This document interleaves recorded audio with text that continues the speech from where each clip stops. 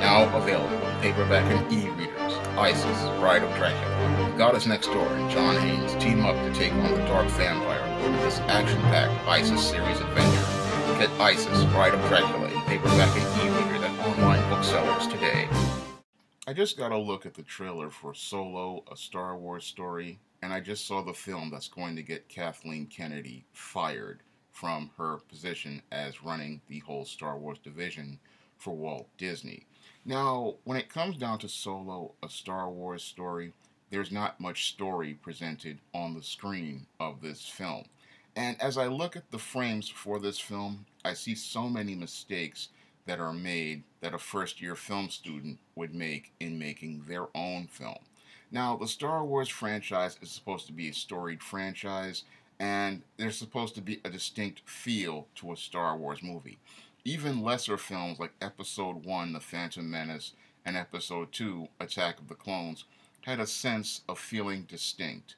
But with this film, I don't feel anything distinct to make me remind me of George Lucas or the original trilogy, the prequels, or even Episode 7, which had some feeling of somewhat distinctness. But with this film, it feels like a bland, generic, standard sci-fi movie. It just feels like some generic sci-fi movie, not a Star Wars movie. And that shows us how far the Star Wars brand has fallen, that we no longer have anything to make us feel or believe that this is a Star Wars movie. It just feels like any other sci fi movie. And that's one of the reasons why Kathleen Kennedy should be fired from her position at Disney, because for you to make a Star Wars movie and to not meet the standard, that's a reason for you to be terminated from your position, because this film has no feeling of the whole spirit of Star Wars, the heart of Star Wars, or any of the energy of a Star Wars movie. Now, as I look at this movie and I look at the frames of this movie, they're very, very uninspired. Again, they're very generic looking. And as related to this being Han Solo's origin story, I don't see anything to make me believe that this is Han Solo. When I look at this story, again, it's very generic, very bland. And what's really sad about it is that the trailer starts out telling us who Han Solo is by putting over these voiceovers where he's talking about how he used to run hustles at 10 years old and how he got kicked out of the academy. And then he's going to say he's going to be a pilot, the best in the galaxy. And he's telling us who he is, and that's not who Han Solo was in the original trilogy.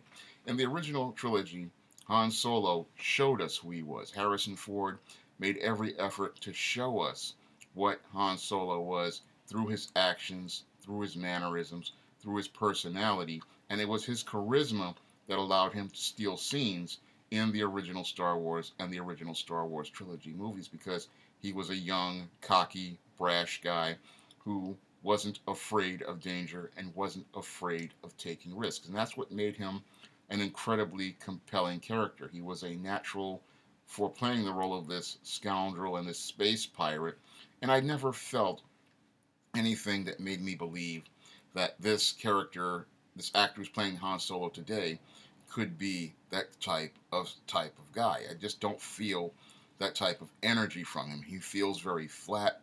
He feels very dead as an actor, and he has absolutely no presence in this trailer. He has none of Harrison Ford's charisma or Harrison Ford's energy. And this story, as I see it, they're telling us things, but they're not showing us, and that really makes the film appear to be really weak. This, combined with the incredibly bad special effects, which are just, again, generic and by the numbers, don't really give you a compelling reason to continue going to see Star Wars movies, because I take a look at this film and I don't see anything that makes you say, hey, this is a Star Wars story.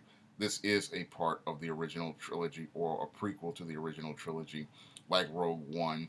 I don't see anything that makes you believe that this could be any way relatable to Star Wars. What I see is a film that, again, is just by the numbers, very bland, very generic, And that shouldn't be for relating to an origin story related to Han Solo. If you wanted to do an origin story related to Han Solo, it should feel special. It should feel distinct.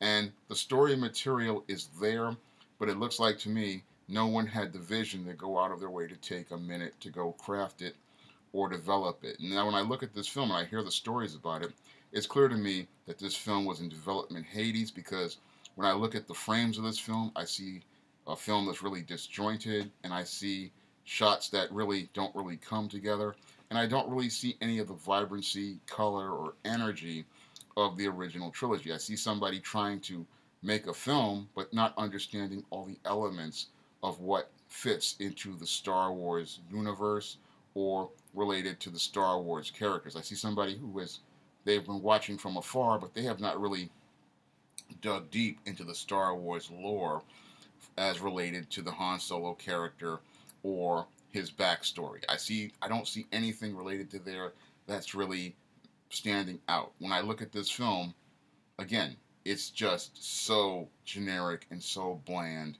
and that's why it just falls so far short as a trailer. When I look at this trailer, I'm looking at the trailer for what I believe is going to be the first flop of the Star Wars franchise, because this film is just looking that bad. It's not looking like something of quality. It just looks like something that no one would really want to spend real serious money on.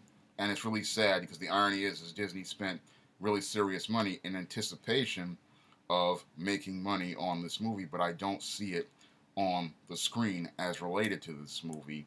I just see something that anybody could have just thrown together and called a sci-fi movie for under $20 million. To say that you made this for $200 million or so, that's embarrassing, because what I see on screen here is a $20 million film that looks like it should be released in February or at the end of August, when Hollywood dumps all the garbage that just didn't meet the standards for those pre-screenings. This is just not up to standard when you consider the prestige of the Star Wars franchise and the Star Wars brand, and it shows us how things have declined as related to quality for the Star Wars brand. When I look at Solo, a Star Wars story, I start to see the beginning of the end of the Star Wars franchise, and I'm starting to see one of the nails getting ready to be put in the coffin for the Star Wars franchise, because this film, along with Episode 9,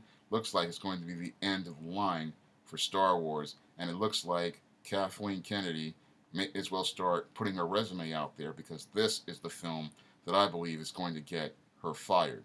If you'd like to see me make more videos like this, you can donate to my Patreon by clicking the link in the description box. And if you want to try some of my SJS Direct Fantasy titles, you may do so by clicking the link to Amazon.com. That's all I have to say for this video. You can comment, rate, and subscribe.